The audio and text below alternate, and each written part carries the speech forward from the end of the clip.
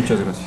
El ministro de Educación, Fander Falconi, ratificó la semana pasada que se mantiene vigente la política de cero tolerancia frente a las denuncias de abuso sexual en el ámbito de la educación. El funcionario dio cifras del plan de intervención en escuelas y colegios. Nosotros hemos empleado jurídicamente un recurso que se llama recurso de revisión extraordinario, lo que nos ha permitido ir hacia los casos anteriores entre el año 2014 y el año 2017.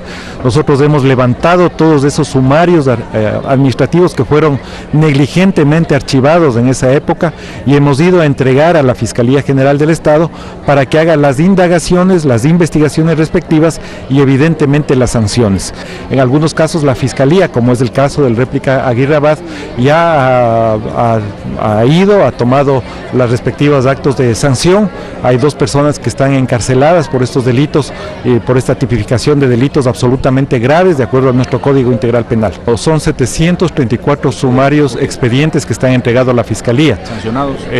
Nosotros hemos removido de las unidades educativas en solo este año a 234 docentes, pero quiero indicar una cosa que es muy importante. El universo de profesores y profesoras de nuestro país abarca a 200.000 profesoras.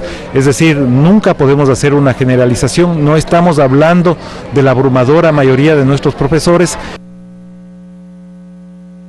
7 de la mañana con 30 minutos nos acompaña Marcelo Jaramillo, viceministro de Educación. Buenos días. 234 docentes han sido separados por confirmación de haber cometido abuso con niños y niñas o por presunción.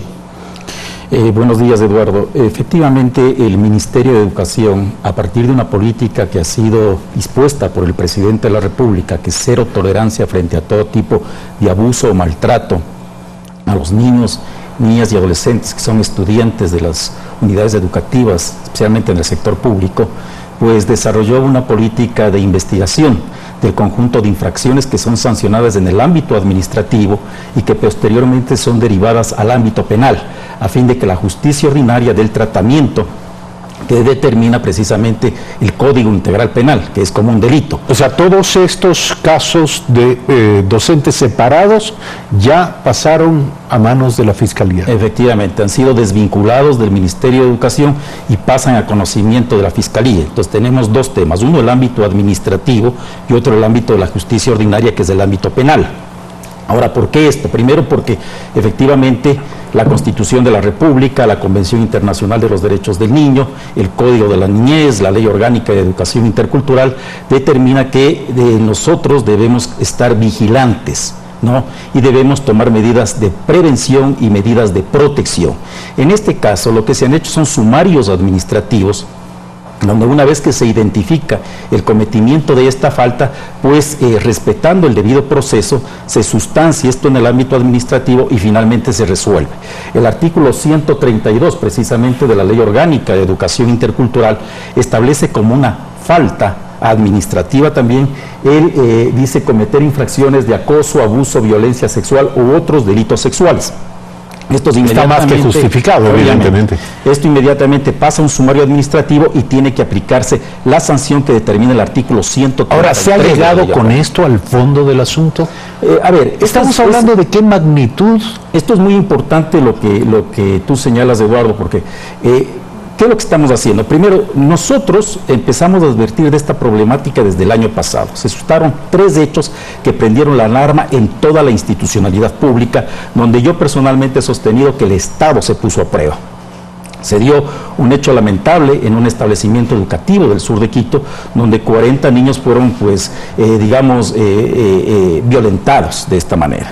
Igualmente se dio en un colegio réplica, de un colegio emblemático en la ciudad de Guayaquil, donde también se produjo estos hechos. Y también se produjo en un hecho particular emblemático de la ciudad de Quito, este tipo de hechos o de conductas que son perseguibles, ¿sí? Frente a esta situación, uno de los primeros temas que se planteó es dimensionar el problema. Para dimensionar el problema nos propusimos hacer todo un sistema de información, todo un rastreo de información.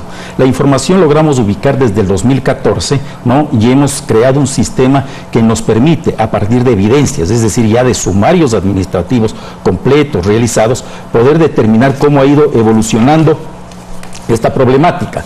Aquí vemos, por ejemplo, toda una evolución desde el año 2014 hasta el año 2018. Por favor, la cámara que enfoque el gráfico, si es tan amable. Sí.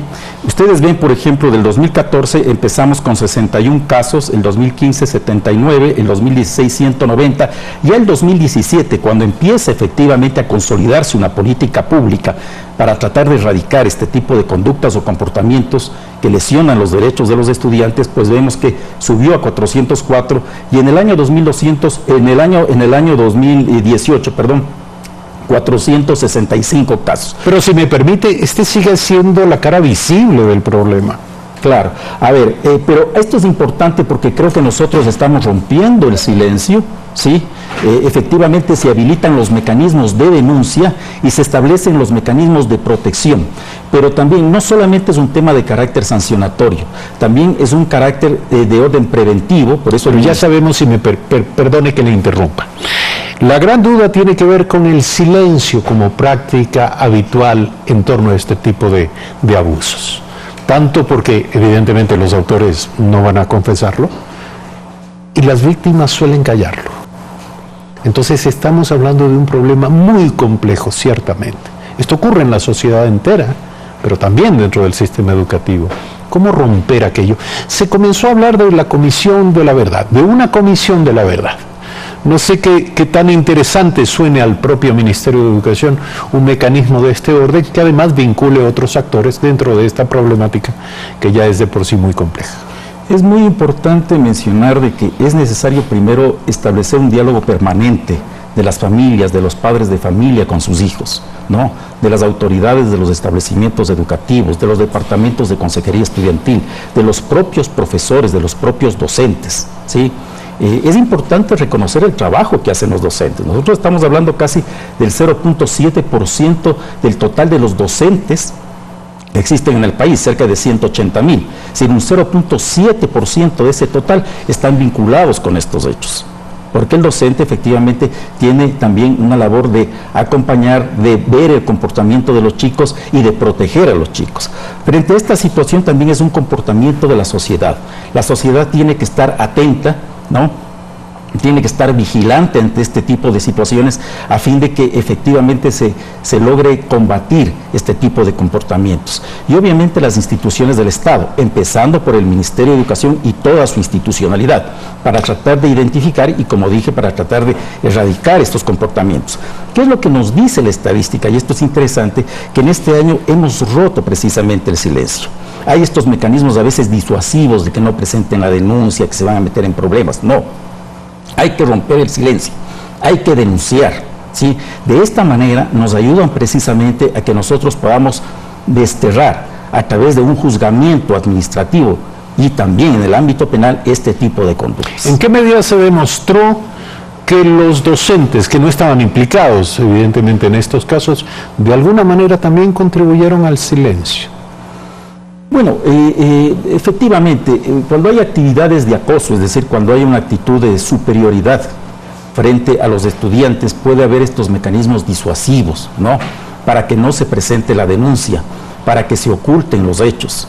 Esto incluso en algunos establecimientos educativos las autoridades pueden permitir esta situación. Por eso digo que es importante el papel que la sociedad cumple, que los medios de comunicación cumplen, que las organizaciones no gubernamentales cumplen, ¿no? A fin de que efectivamente se eduque a los estudiantes respecto de sus derechos, a fin de precautelar su integridad física y emocional. El papel de las familias también es muy importante. Sin duda, hoy por hoy, si llega a producirse, este día, llega a producirse un abuso en algún centro educativo en el país, ¿qué deben hacer las víctimas? A ver, este es uno de los temas interesantes. Como parte de esta política también se han afinado los protocolos, es decir, se pone en conocimiento del hecho ante los departamentos de consejería estudiantil. El departamento de consejería estudiantil está integrado por profesionales, es decir, psicólogos, que un poco toman conocimiento del hecho, entrevistan a la persona que ha sido violentada, agredida, inmediatamente levantan un informe y ese informe es trasladado a la Junta Distrital de Resolución de Conflictos, que es la instancia que tiene que conocer, tiene que investigar y tiene que sustanciar el hecho para aplicar la sanción. Pero en primerísimo lugar, ¿dónde encuentra la víctima o sus representantes? ¿Dónde encuentra escucha? En cualquier miembro de la comunidad educativa. Un profesor puede ser una autoridad y directamente también los departamentos de consejería estudiantil. Gracias por aceptar la invitación esta mañana a Primera Impresión, 7 de la mañana, 38 minutos. Marcelo Jaramillo, viceministro de Educación, ya lo han escuchado ustedes. La política del Ministerio de Educación de cero tolerancia frente a los abusos sexuales.